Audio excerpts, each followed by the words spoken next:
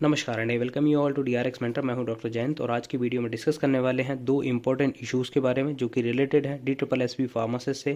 क्योंकि जब initial notification इसका आया था तो मेजर कन्फ्यूज़न थे कि जो OBC कैटेगरी के कैंडिडेट हैं जो कि अदर स्टेट के हैं, अदर देन दिल्ली के हैं, वो OBC कैटेगरी में अपना रिजर्वेशन का फ़ायदा ले सकते हैं कि नहीं ले सकते हैं, अप्लाई कर सकते हैं कि नहीं कर सकते हैं। और सेकंड जो था कि डिप्लोमा इन फार्मेसी वाले कैंडिडेट यहाँ पर अप्लाई कर सकते हैं कि नहीं कर सकते हैं। क्योंकि जब इसका नोटिफिकेशन आया था तो उसमें जो बेसिक एलिजिबिलिटी उसमें मेंशन किया गया था कि ओनली B फॉर्म और इक्विवेलेंट D फॉर्म कहीं पे भी मेंशन नहीं था। तो चलिए इस वीडियो में डिस्कस करते हैं, दोनों पॉइंट्स को क्लियर करते हैं।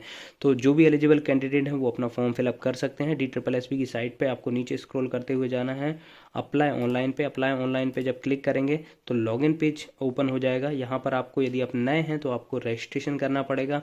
रजिस्ट्रेशन में आपकी 10th की मार्कशीट आपके पास होना चाहिए क्योंकि इसमें 10th का रोल नंबर भी लगेगा और आपको अदर बेसिक डिटेल्स आपकी फिलअप करना पड़ेगा। उसके बाद आपके लॉगिन आईडी पासवर्ड जनरेट हो जाएंगे, फिर आपको साइन इन करना है। साइन इन करने के बाद आपका फॉर्म ओपन हो जाएगा जहाँ पर आपको और आपकी जो एडवांस इन्फॉर्मेशन है वो ऐड करना पड़ेगा। ठीक है, फिर लेकिन हम यहाँ पर बात करने वाले हैं कैटेगरी की। तो आप यहाँ पे देख सकते हैं मैंने कुछ फॉर्म फिलअप किया था।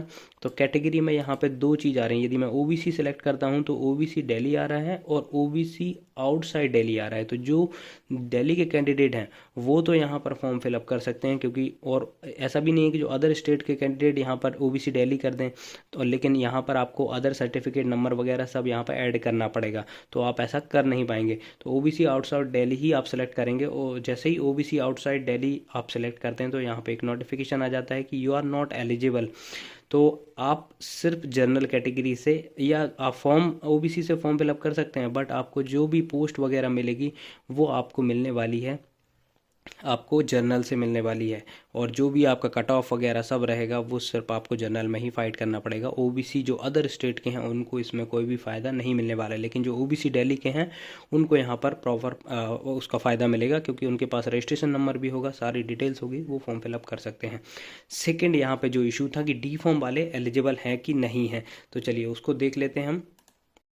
यहाँ पर आप देख सकते हैं मैंने ओपन किया हुआ है क्वालिफिकेशन और एक्सपीरियंस कॉलम। तो यहाँ पर आप जैसे ही सेलेक्ट करेंगे फार्मासिस्ट कोड सबमिट करेंगे तो आपका ओपन हो जाएगा। यहाँ पर आपको देखिए ऑप्शन दिया हुआ है select qualification category any one as mentioned in the advertisement.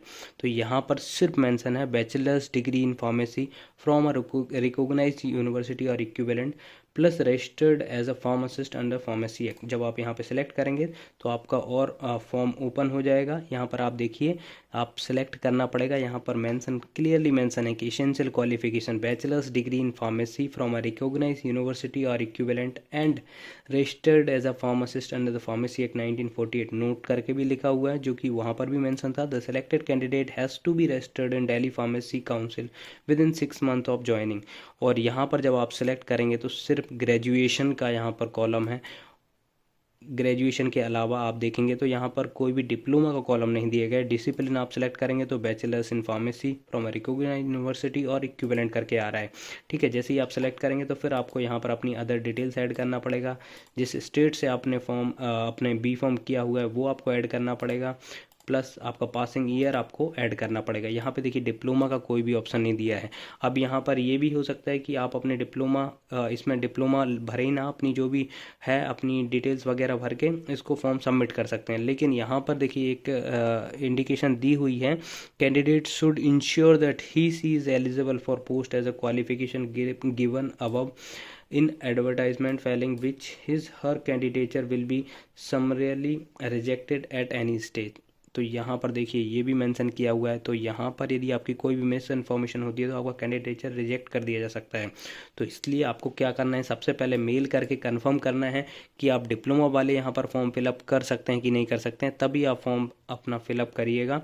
Otherwise आप सभी इसका दूसरा ये भी है कि यदि वो एलिजिबल नहीं करते हैं, यदि उनके पास उनसे रिप्लाई आता है आपके पास कि आप एलिजिबल नहीं हैं, तो आपको एक अप्रोप्रिएट मेल करना पड़ेगा अच्छी सफिशिएंट क्वांटिटी में। जो भी D फॉर्म के कैंडिडेट हैं उनको मेल करना पड़ेगा, DSSB को ऐड करना पड़ेगा उसमें। उसमें आप CM को भी कर सकते हो और जो कंसर्न मिनिस्टर हैं उनको भी आप टैग करिएगा, सो दैट आपका ये इशू है वो रिजॉल्व हो सके। अदरवाइज़ यहाँ पर डी फॉर्म का तो कोई भी कॉलम नहीं दिया गया है। बी फॉर्म वाले लेकिन यहाँ पर फॉर्म फिलअप कर सकते हैं। आई थिंक जो बी फॉर्म वाले कैंडिडेट हैं उनको भी मेल फॉरवर्ड करना चाहिए, सो दैट वहाँ पर क्वांटिटी ज़्यादा से ज़्यादा हो मेल की। और क्योंकि देखिए ये तो फार्मेसी का मुद्दा है, ऐसा नहीं है कि सिर्फ अकेले सिर्फ डी फॉर्म का है।